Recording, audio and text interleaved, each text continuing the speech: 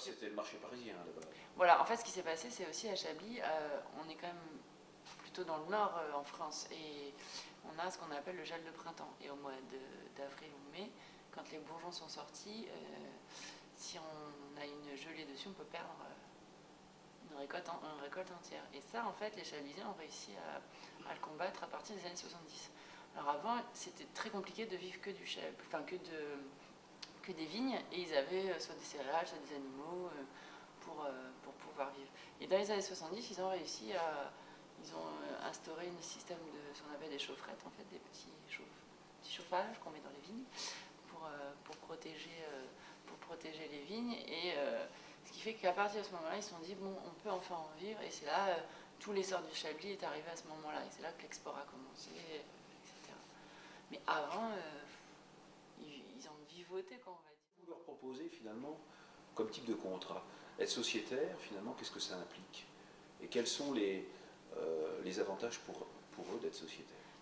Ça implique donc de donner 100% de sa récolte.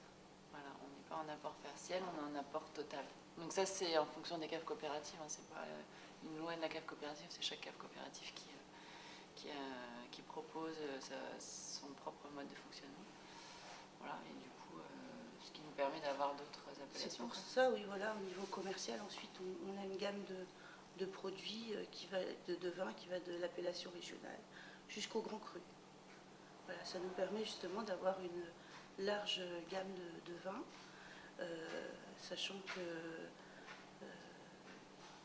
voilà, donc ce qui est offert aux viticulteurs, comme tu disais, c'est un outil de production performant, une équipe technique aussi bien au niveau vinification que viticulture aussi. Ils sont aidés aussi en amont. Voilà, on a un service viticulture en fait qui est là pour eux s'ils ont besoin de questions techniques.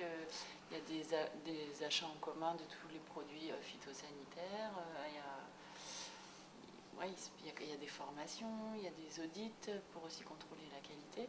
Ça c'est quand même assez important. On ne les laisse pas non plus. Alors est-ce que, par exemple, pour la vendange, puisque là, les vendanges ne sont pas tout à fait finies pour certains d'ailleurs, mais sont en voie d'être finies, ça dépend des parcelles, on va dire.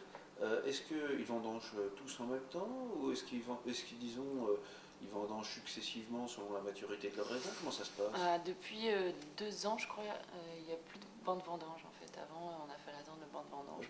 Maintenant, ça n'existe plus, donc on vendange quand on veut. Cette année, c'était un petit peu particulier.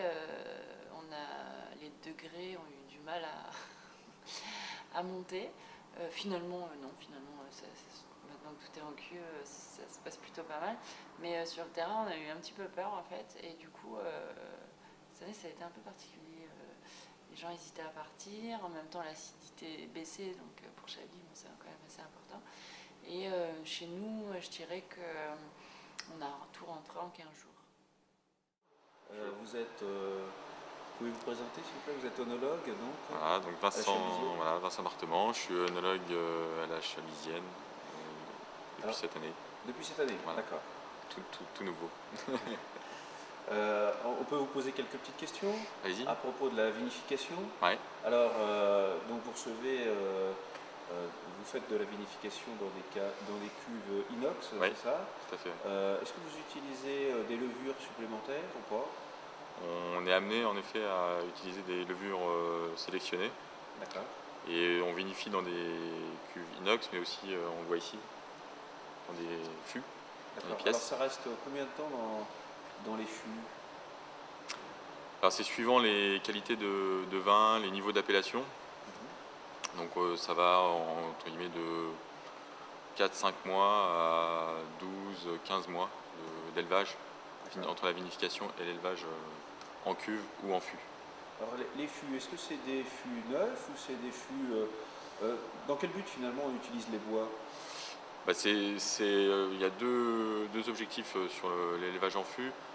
Il y a le côté boisé, qui amène de la complexité au vin, mais il y a aussi l'échange entre le vin et le milieu extérieur à travers les pores du bois. C'est-à-dire qu'il y a forme de micro-oxygénation qui s'opère et un échange aussi avec les lits qui est assez, on a un rapport entre le volume de vin et les lits qui est assez intéressant et qui permet d'enrichir le vin de tous les éléments des lits et par la micro-oxygénation de faire évoluer le vin de façon favorable. Donc c'est vraiment cette phase d'élevage qu'on va adapter en fonction du niveau et de la qualité du vin de départ.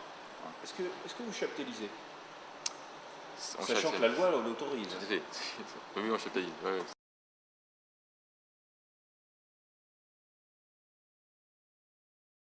Un millésime, moi je qualifierais de classique.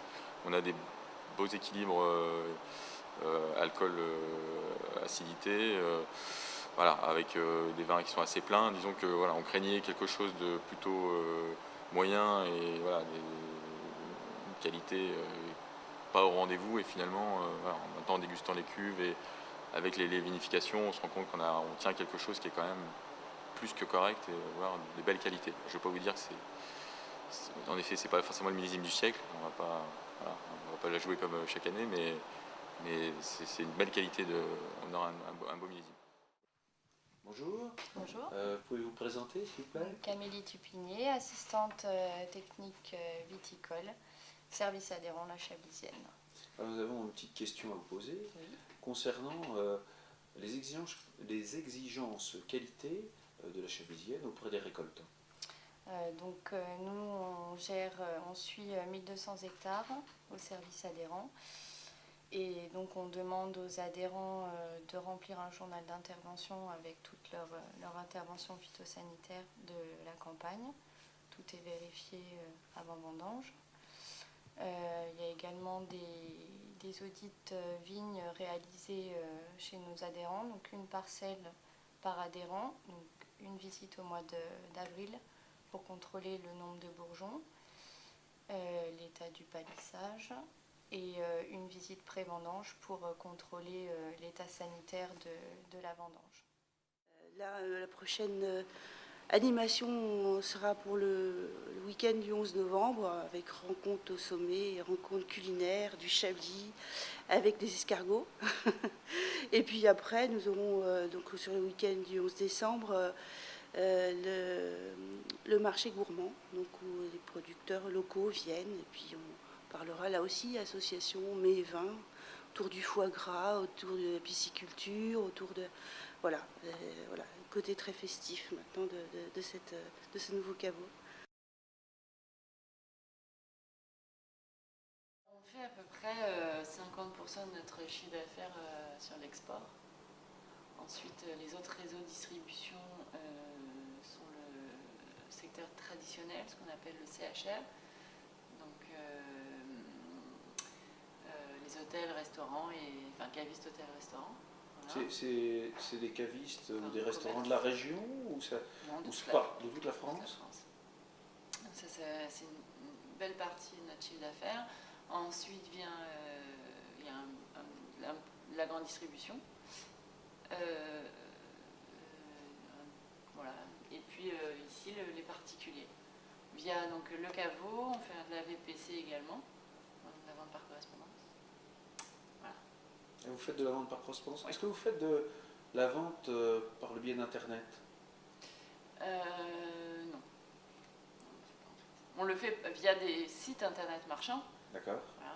Mais nous, on n'a pas de boutique en ligne. Alors c'est peut-être un futur projet, mais pour le moment, non. D'accord. Et alors, quelle partie du monde est le plus représentative? On travaille donc beaucoup avec l'Angleterre. Ça, c'est chablisien, de toute façon. L'Angleterre est un très gros consommateur de vin en général et de chablis également.